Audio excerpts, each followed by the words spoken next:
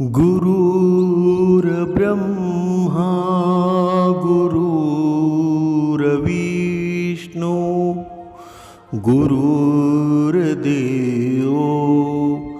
महेश्वरा सद्गुरु साक्षात परब्रह्मा तस्मै श्री सद्गुरवे नमः। जय जय रघुवीर समर्थ श्रीराम समर्थ। सद्गुरु चरणांना नतमस्तक होऊन आपण या निरूपणास सुरुवात करूया। मायबाप सज्जनांचे स्वागत आहे। आपल्याला समर्थांनी सांगितलेलंच आहे ना की आपल्या जीवनामध्ये आहे ना, जो पूर्ण निरूपण श्रवण करतो, निरूपणानं आपल्या मनामध्ये विचार साठवतो आणि त्याप्रमाणे वागतो ना, तोच खरा मनुष्य। बघा, आपण आतापर्यंत भरपूर संकल्प केले आणि आता बघा एक दिवसावर ही गटारी अमावस्या आलेली आहे ना, ही गटारी अमावस्या आहे ना। बघा, क्रूरतेचा कळश, ही गटारी अमावस्या आहे ना। ही गटारी अमावस्या म्हणजे दारू पितात, म्हणजे वेगवेगळी व्यसनं करतात। का करतात बरं? कारण श्रावण आलेला असतो, एक महिना त्यांना काही खावायचं नसतं, पण शास्त्र असं सांगतं की आपण आहे ना, जेव्हा आपण उपवास करणार आहोत ना, त्या उपवासाच्या एक हप्ता अगोदर आपलं शरीर सात्विक झालेलं असावं, पण आपण तसं करत नाही। आपण भरपूर मांस, मच्छी, दारू म्हणजे जी व्यसनं आपल्याला नसतील ना, तसं का आपण आयुष्यभर खायलाच भेटणार नाही असं आपण वागतो। बघा, हिचा अमावस्या आहे ना, ह्या अमावस्येचा एक समज म्हणून चंद्र दिसत नसला तरी मनात भगवंताचा दिवा पेटवला पाहिजे, तरच जीवन उजळतं ना। पण मनुष्य तसा वागतो का बरं? कधीच वागत नाही। ही गटारी अमावस्या म्हणजे श्रावण सुरू होण्यापूर्वीची अमावस्या आहे ना। महाराष्ट्रात या दिवसाला वेगळी सांस्कृतिक परंपरा आहे, पण अध्यात्माच्या दृष्टीनं आहे ना, हा दिवस मनातील वाईट सवयी सोडून शुद्ध आचरणाकडे वळण्याची आठवण म्हणून पाहता येतो। पण मनुष्य मात्र या वेगळ्या गोष्टीमधून जातो, त्या चांगल्या गोष्टी त्याला दिसत नाही। जेव्हा ही गटारी अमावस्या येते ना, बघा वेगवेगळे वाईट विचार या पूर्ण संसारामध्ये निघत असतात। हे कोण करतं बरं? जो भगवंताच्या नामस्मरणामध्ये नाही, ज्याला काही घेणं देणं नाही, संसाराचं त्याला काहीच घेणं देणं नाही, तोच हे करतो ना। म्हणजे जसा अमावस्येनंतर चंद्र पुन्हा प्रकाशमय होतो ना, तसंच मनातील अज्ञान आणि वाईट विचार दूर करून नामस्मरण, सदाचार आणि भक्तीचा प्रकाश जीवनात आणता येतो ना। म्हणजे संतांचा मुख्य संदेश आहे ना, बाहेरची कोणतीही प्रथा करण्यापेक्षा मन शुद्ध ठेवणं, दुसऱ्याला त्रास न देणं, संयम पाळणं आणि भगवंताचं नामस्मरण करणं हे अधिक महत्त्वाचं आहे ना। म्हणून प्रत्येकानं या गटारी अमावस्येच्या दिवशी नामस्मरण करायला हवं। जेवढं तुम्ही नामस्मरणामध्ये राहाल ना, या व्यसनापासून दूर राहाल, तेवढे तुम्ही भगवंताच्या जवळ राहाल। कारण या गटारी अमावस्येच्या दिवशी हे माणसातले राक्षस आहेत ना, ते अधिक क्रूर झालेले असतात आणि पूर्ण परिसर आहे ना, ते क्रूरतेनं भरून टाकतात। बघा, ॲक्सिडेंट जास्त होतात ना, ते गटारी अमावस्येच्या दिवशी। क्रूर कृत्य जास्त केली जातात ना, ते गटारी अमावस्येच्या दिवशी। म्हणून बघा, एका सुंदर उदाहरणाद्वारे स्पष्ट करूया। एका गावामध्ये एक शेतकरी राहत होता, खूप मेहनती होता, पण त्याला दारू, राग, वाईट संगतीच्या काही सवयी लागल्या होत्या। श्रावण महिना सुरू होणार होता. गटारी अमावस्येच्या दिवशी गावातील एका वृद्ध संतांनं त्याला सांगितलं, अमावस्या म्हणजे फक्त आकाशात चंद्र नसण्याचा दिवस नाही, आपल्या मनातला अंधकार दूर करण्याचा दिवस आहे, अंधकार ओळखण्याचा दिवस आहे. शेतकऱ्यानं विचारलं, माझ्या मनातला अंधार कसा दूर होईल बरं? संत म्हणाले, ज्या सवयी तुझ्या मनाला घराला दुःख देतात त्या आजपासून सोडण्याचा संकल्प कर. श्रवणानं भगवंताचं नामस्मरण कर. संगत चांगली असेल ना तर कोणताही त्रास होऊ देणार नाही. म्हणून चांगली संगत धर, आयुष्यात कधीच त्रास होणार नाही. शेतकऱ्याला संतांचे शब्द मनापासून पटले. त्यानं त्या दिवशी आपल्या वाईट सवयी सोडण्याचा संकल्प केला आणि रोज रामकृष्ण हरी नामस्मरण सुरू केलं. काही दिवसांनी त्याच्या स्वभावामध्ये बदल झाला. घरात शांतता आली आणि गावातील लोकही त्याचा आदर करू लागले. म्हणजे या कथेचा बोध काय घ्यावा बरं आपण? गटारी अमावस्या आहे ना, म्हणजे फक्त खाण्यापिण्याचा दिवस नाही, ती आपल्यातील वाईट सवयीची तो गटार आहे ना, तो साफ करण्याची आध्यात्मिक संधी मानता येते. म्हणून मनातील अंधार दूर झाला ना की भगवंताचा प्रकाश आपोआप आपल्याला जाणवायला सुरुवात होते. म्हणजे तुकाराम महाराजांनी सुद्धा सांगितलेलं आहे ना, तुका म्हणे देवा तुझं नाम गोड गोडवा. म्हणजे काय? म्हणजे बाहेरच्या आचारांपेक्षा आहे ना भगवंताचं नाम, शुद्ध मन आणि सदाचार हे अधिक महत्त्वाचं आहे ना.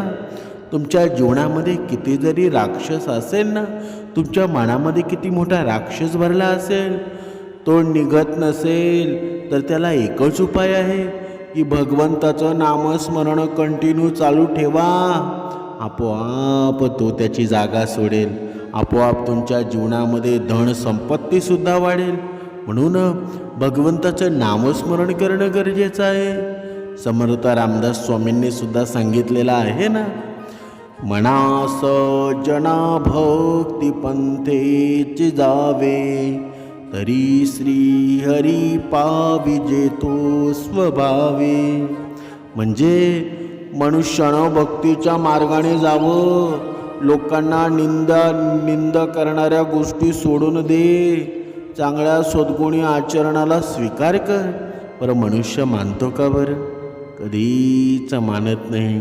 म्हणजे गटारीचा आध्यात्मिक अर्थ आहे ना, वाईट सवयी, व्यसन, वाईट संगत सोडणं, मनावर संयम ठेवणं असाच घेतला जातो ना. समर्थांनी पुढच्या श्लोकामध्ये सुंदर असं वर्णन केलेलं आहे. मना सर्वता सत्य सांडू नको रे, मना सर्वता मिथ्य मांडू नको रे, मना सत्य ते सत्य वाचे वदावे, मना मिथ्य ते मिथ्य सोडून द्यावे. बघा किती सुंदर भावार्थ आहे. मनानं खोटेपणा, चुकीचं आचरण, वाईट गोष्टींचा त्याग आपण करायला हवा ना. सत्य आणि चांगल्या मार्गावर आपण राहायला हवं. पण आपण तसं करतो का बरं? का करत नाही बरं? कारण आपला मार्ग चुकलेला असतो. आणि जेव्हा मनुष्याचा मार्ग चुकतो ना तेव्हा त्याला काय परिणाम भोगावे लागतात अनेक लोकांना माहीत आहे. आपण सुद्धा पूर्वी कसे होतो ते आपल्याला माहीत आहे. पण आपल्या पुण्यातील वाट्यानं आपल्याला हा भक्ती मार्ग लाभला आणि आपलं जीवन धन्य झालं. म्हणून आता ही जी अमावस्या, गटारी अमावस्या आहे ना, या गटारी अमावस्येच्या दिवशी जेवढं आपण मांसाहार न केलेलं आहे ना तेच चांगलं आहे. म्हणून आपल्या जीवनामध्ये आहे ना, आता तुम्ही म्हणता मित्र म्हणजे माझी जीव की प्राण, पण त्याच मित्राच्या सोबत आपण वाईट व्यसन करत असतो. म्हणून आपल्या जीवनामध्ये आहे ना, मित्रापासून थोडंसं सावध राहा. आणि मित्र आहे ना हजार मित्र नसावे, एकच मित्र असावा. पण ज्याप्रमाणे सुदामा आणि श्रीकृष्णाची संगत होती ना, त्या संगतीतला मित्र असावा. जरी पूर्ण वाया गेलं, जरी हातामध्ये काही नसेल ना, तरी सुद्धा काळ्या रात्रीला मदत करणारा असेल असा मित्र आपल्या आयुष्यामध्ये असावा. व्यसनांपासून दूर ठेवणारा असावा. म्हणून हा मनुष्य आहे ना, जन्मताच वाईट असतो का बरं? अजिबात नसतो. त्याचे विचार, संगत, सवयी, चुकीचे निर्णय यामुळे त्याच्या वागण्यात हळूहळू वाईटपणा येतो ना. म्हणून आपल्या जीवनात आहे ना, अध्यात्माच्या दृष्टीनं काही आपल्या जीवनामध्ये वाईट संगती आहेत ना, म्हणजे जशी संगत तसे विचार आणि आचरण. जर आपली वाईट संगत असेल ना, तर आपल्या जीवनात वाईटच गोष्टी घडणार. तुम्हाला कधीही संत संगती घडणार नाही. पण तुमच्या जीवनामध्ये ज्याप्रमाणे रामायणामध्ये वाळल्या कोळ्याचा बघा एक वेळा नारद मुनींची बघा स्पर्श झाला ना, तेव्हा वाळल्या कोळ्याचा कोण झाला बरं? बघा, तुम्हाला सर्वांना ती कथासुद्धा माहीत आहे. सर्व काही तो वाळल्या कोळी कोण होता, काय होता, सर्व काही माहीत आहे. कारण अज्ञानी आता कोणी राहिलेलं नाही. म्हणजे तुम्हाला सांगण्याचा अर्थ एवढाच आहे, याच्यातून एकच बोध घ्यावा की या काहीही गटारी आमोशा येते ना, ती लोकांच्या भल्यासाठी असते. त्यातून संकल्प मनुष्यानं घ्यायला हवा. पण मनुष्य आहे ना, तिला क्रूर करून टाकतो. म्हणजे आता थोडक्यात सांगायचं झालं ना, एखादा आध्यात्मिक असेल, एखादा संत असेल, त्या संतांचे सर्वच शिष्य चांगले असतात का बरं? एखाद्या गुरुचे सर्व शिष्य चांगले असतात का बरं? बघा, काही शिष्य एक नंबर येणारा फक्त एकच असतो ना. निदान आपला एक नंबर आला नाही तरी चालेल, पण 2 ते 3 नंबरातले आपण असायला हवं. म्हणून तसं आपलं वागणं सुद्धा असावं. म्हणून लोभ आणि स्वार्थ आहे ना, स्वतःच्या फायद्यासाठी इतरांचा विचार न करणं, हे चुकीचंच आहे ना. मनावर ताबा न राहिल्यानं चुकीची कृती होते. म्हणजे ही कृती कशामुळं होते बरं? राग आणि अहंकारामुळे होते. आणि जोपर्यंत हा राग आणि अहंकार जात नाही ना, तोपर्यंत तुम्ही भक्ती मार्गामध्ये येऊ शकत नाही. आणि हा राग आणि अहंकार जाईल कधी? जेव्हा आपल्या जीवनामध्ये या वैखरीतून भगवंताचं नामस्मरण सुरू होईल, तेव्हाच जाईल ना. म्हणून आपल्या जीवनातील एखादी चुकीची गोष्ट वारंवार केल्यानं आपल्याला नेहमी ती सवय लागून राहते ना. म्हणून आपल्या जीवनातून वाईट सवय आपण कमी करायला हव्या. मनात सतत द्वेष, मत्सर किंवा सूड ठेवणं हे चुकीचंच आहे ना. म्हणून चुकीची कृत्य योग्य वाटू लागणं या अवस्था धोकादायक असते. म्हणजेच महत्त्वाचं म्हणजे माणूस बदलूही शकतो. चांगली संगत, नामस्मरण, आत्मपरीक्षण आणि सत्कर्म यामुळे मन पुन्हा चांगल्या मार्गावर येऊ शकतं ना. फक्त त्यांच्या जीवनामध्ये संतांचा स्पर्श होणं गरजेचं असतं. वाईट माणूस नसतो. वाईट विचार आणि वाईट कर्म माणसाला वाईट बनवतात ना. म्हणून आपल्या जीवनामध्ये आपण कसं वागावं, जेव्हा तुम्ही श्रवणाला बसाल ना, तेव्हा तुम्हाला सर्व प्रश्नांची उत्तरं कळतील. फक्त तुम्ही विश्वास ठेवा.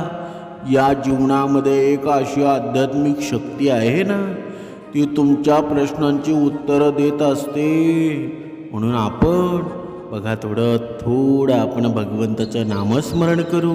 नामस्मरणानं हे मन आनंदित करू आणि पुढे निरूपण करू. बघा, थोडं आता आपण नामस्मरण करूया. दत्त गुरूंच्या नामस्मरणामध्ये भारावून जाऊया. आपलं मन प्रसन्न होईल. दत्त दत्त दत्त तुम्ही कृपावंत. दत्त दत्त दत्त तुम्ही कृपावंत. प्रभू तुमच्या नामात हो आम्ही प्रभू तुमच्या नामात होऊ आम्ही दंग. दत्त दत्त दत्त तुम्ही कृपावंत. दत्त दत्त दत्त तुम्ही कृपावंत. बघा किती सुंदर मन होऊन गेलं. या दत्त गुरूंच्या नामामध्ये आहे ना, भगवंताच्या नावामध्ये आपण बघा गुणगान गाऊन आपलं पूर्ण भान विसरून जाऊ ना, तेव्हा खरे आपल्या जीवनामध्ये भगवंत आपल्या हृदयामध्ये येऊन बसणार आहे. पण आपण मात्र आपल्या अवगुणतेनं आपण भगवंताचं नामस्मरण विसरून जातो. मग आपल्या जीवनामध्ये वाईट विचार येणारच ना, आपल्या जीवनामध्ये वासनासुद्धा येईल. म्हणूनच जर भगवंताचं नामस्मरण आपल्या जीवनात असेल तर आपण वासनेपासून दूर राहू. आपलं कुटुंब सुंदर छान धनवान होईल. लक्ष्मी आपल्या घरामध्ये येईल. म्हणून या गटारी अमावस्येला आहे ना, आपण एक संकल्प करायचा आहे. जे झालं गेलं ते विसरून जावं आणि आज या गटारी अमावस्यापासून सुरुवात करा अध्यात्माची, दत्तगुरूंच्या स्थापनेची. दत्तगुरू 2 अगरबत्त्या घ्या आणि 2 अगरबत्त्या एका ठिकाणी लावा आणि दत्तगुरूंचं नामस्मरण सुरू करा.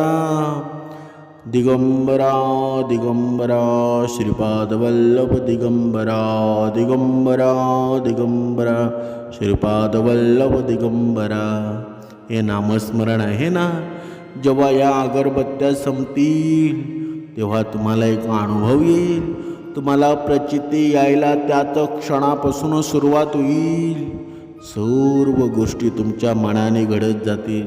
बघा तुम्ही एक पाऊल पुढे चाला. एक पाऊल पुढे तुम्ही चालाल ना, तेव्हा भगवंतसुद्धा एक पाऊल तुमच्याकडे ठेवील. म्हणून आपण जोपर्यंत सुरुवात करणार नाहीत ना, तोपर्यंत काहीच शक्य नाही. सर्व काही शक्य होईल म्हणजे जेव्हा आपण भगवंताचं नामस्मरण करू तेव्हा सर्व काही गोष्टी आहेत ना आपल्या मनातील सत्यामध्ये उतरणार आहे. म्हणून हा दत्तगुरूंचा आज हा संदेश आलेला आहे. म्हणून या संदेशाला अनुसरून आपल्या जीवनामध्ये आपण भगवंताचं नामस्मरण सुरू करूया. जिथे दत्तगुरूंचं नामस्मरण घेतलं जातं ना, तिथे वाईट शक्ती प्रवेश करू शकत नाही. तुमच्या मनामध्ये कोणताही भेद राहत नाही. तुमचं मन दत्तमय होऊन जातं. तुमच्या जीवनामध्ये येणारी संकट आहेत ना, दत्तगुरू स्वतःकडे ओढून घेतात. दत्तगुरू आपल्या भक्ताला खाली हात राहू देत नाही. बघा एका सुंदर उदाहरणाद्वारे स्पष्ट करू. एका गावामध्ये गोविंदा नावाचा एक माणूस राहत होता. फार कष्टाळू होता, पण त्याच्या मनामध्ये सतत राग मत्सर अहंकार भरपूर भरलेला असायचा. त्याने त्याचं घर असूनही त्याच्यात मन शांती मिळत नव्हती. एकदा अमावस्येच्या रात्री तो एका संतांकडे गेला आणि म्हणाला, महाराज, माझ्या जीवनात इतका अंधकार का आहे बरं? संतांनी त्याला एक हातामध्ये दिवा दिला आणि ते म्हणाले, हा दिवा घेऊन गावभर फिर, पण वाटेत कोणाला राग करू नकोस, कोणाची निंदा करू नकोस आणि कोणाला काहीच दुखवू नकोस. तो गोविंदा निघाला. सुरुवातीला त्याला अनेक गोष्टीवर राग आला, पण त्यानं स्वतःला आवरलं. एका वृद्धाला रस्ता ओलांडताना मदत केली. एका भुकेल्या माणसाला अन्न दिलं. एका जुन्या शत्रूला क्षमा केली. परत आल्यावर संत म्हणाले, आता सांग अंधार कुठे होता? गोविंदा म्हणाला, महाराज, बाहेरचा अंधार तर दिव्यानं दूर झाला, पण माझ्या मनातला अंधार माझ्या रागानं अहंकारानं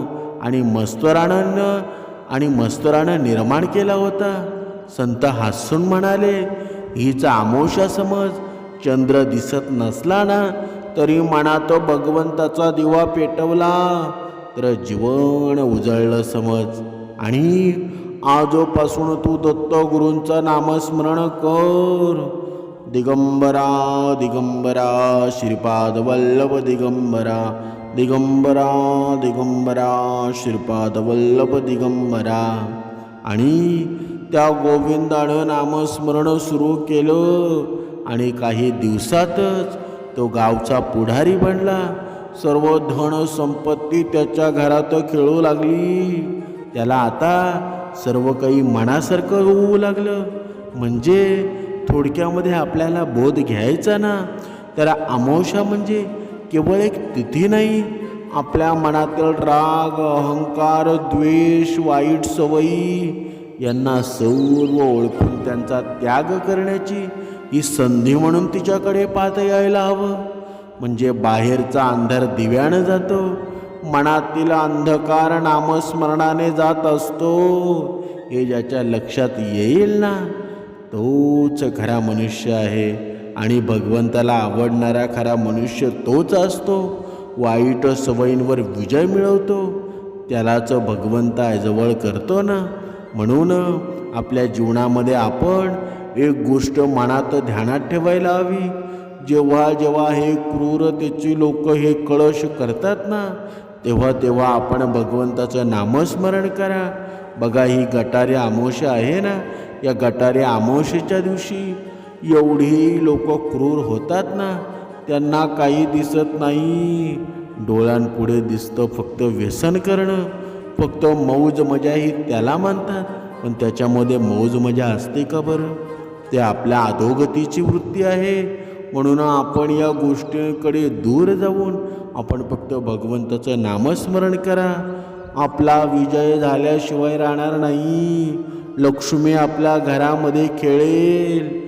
तुमचं जीवनाचं कल्याणच होऊन जाईल. अवधूत चिंतन. श्री गुरुदेव दत्त.